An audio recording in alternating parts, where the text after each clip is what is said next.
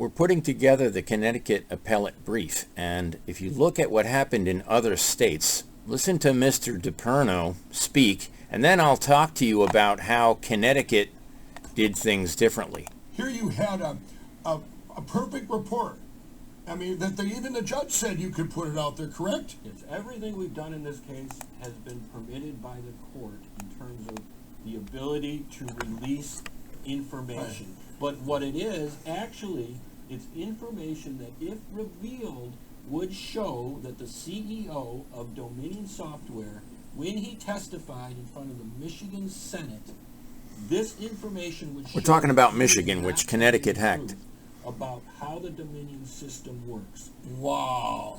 And here's what we concluded when we released the report. This is what it states. We conclude that the Dominion voting system is intentionally and purposefully designed with inherent errors to create systemic fraud and influence election results.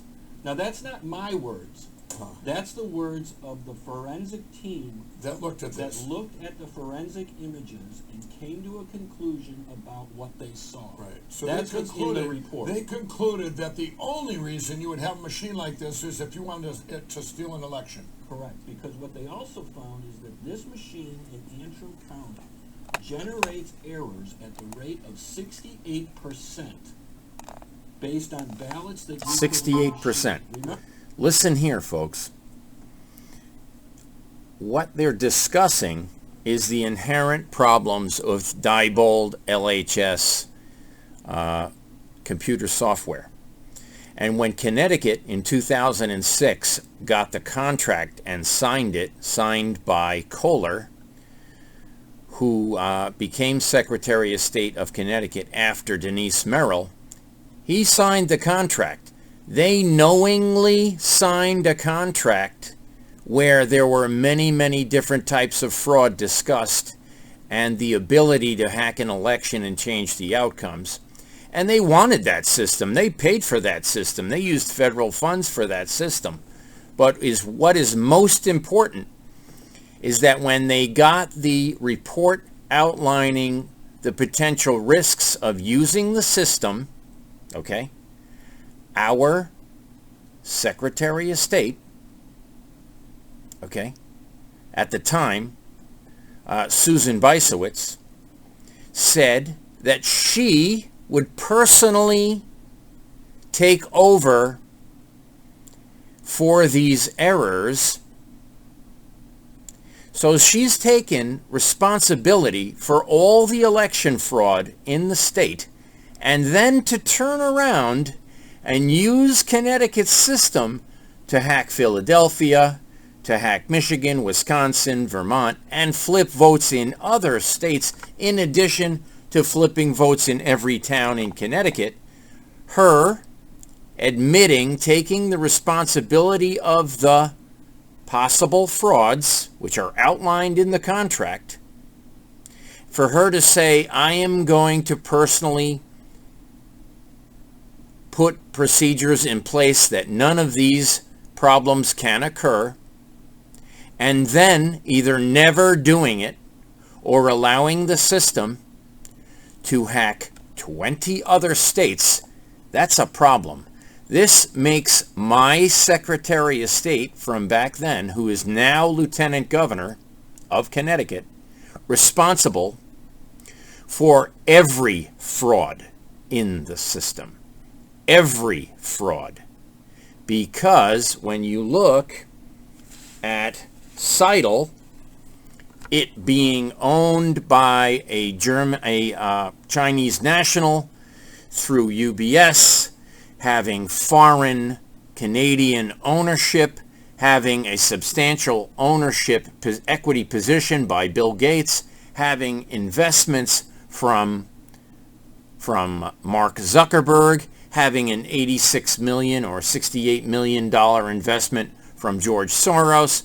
All along the way, Soros met with Connecticut. Zuckerberg paid $1.4 million to Connecticut. Zuckerberg paid $38 million to Waterbury, $314 million to Bridgeport, $343 million to West Hartford, and 51,000 to Norwalk to gain access for, guess who? James Comey in Westport. Westport owns the no ink system. Westport can backdate your vote 60 days, generate reports after changing the dates, backdating the changes, and hiding the data. They hid so much data, they must have an army doing it, because to go back in time, then Denise Merrill told me personally, I got no votes in 2020. That's impossible. That means A, she destroyed the data that was saved on the system. When you input the paper ballot and make a digital image, those digital images are destroyed.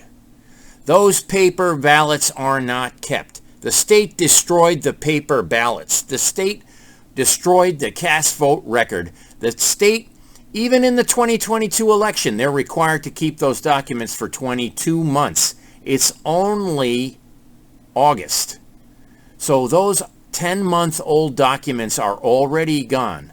In the 2020 election, the documents were destroyed and FOIA took place. Many different FOIA. Linda D'Alessio's FOIA we have.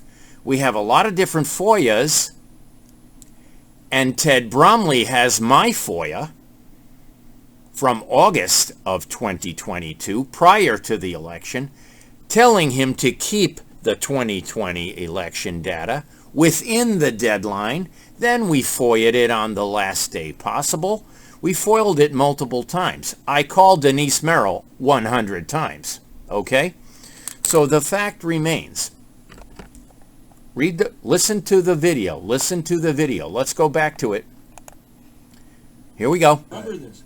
When you take a piece of paper and you vote on it, you think when you're voting that you're tallying your vote, and then you put that machine, that piece of paper, into the Dominion tabulation machine, right? You know how that process works. Yeah. And you think you voted, but you haven't voted yet. You haven't voted until that machine actually tabulates your result in the system. When you put the paper in the tabulator, the tabulator takes that paper, converts it to data, and data can be manipulated. In the case ballots sent to adjudication can be altered based on information given to me by my forensic team. When you insert that paper ballot into the machine, and when an error is tabulated, and remember, this machine tabulates them at 68% error rate. Wow. Those ballots, those error ballots, go to what's called adjudication. Adjudication is a process where someone else, other than the voter, is able to look at that ballot on a screen and determine the voter's intent and vote that ballot for the voter.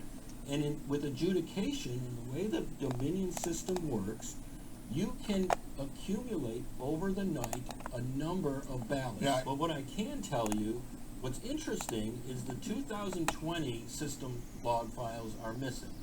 But they are present for 2018 and 2016. This happened at 11:03 p.m. on November 4th. What happened on November 4th, the day after the election, is at least in Michigan, this story broke across the state. Antrim County had flipped in this manner. Okay, so it was such a deviation. Everybody here, that's why we all heard about Antrim County. It was such a big deviation. It would be like, the whole time, for decades or years, whatever, you're 65% Republican and 35%, and you flip. The whole townspeople probably having coffee going, what did you do? They probably did a recount just themselves. Just like the Rosa DeLauro election in Connecticut and the Logan election in Connecticut. The question is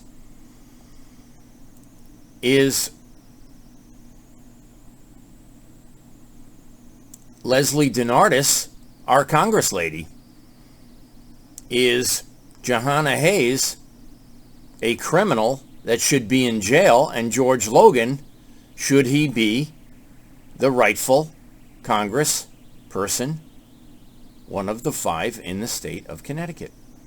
We're looking into it, folks, and I believe that the actions of Richard Blumenthal violated his... He needs to go to jail. There's just no two ways about it. What happened with Stefanowski in 2020?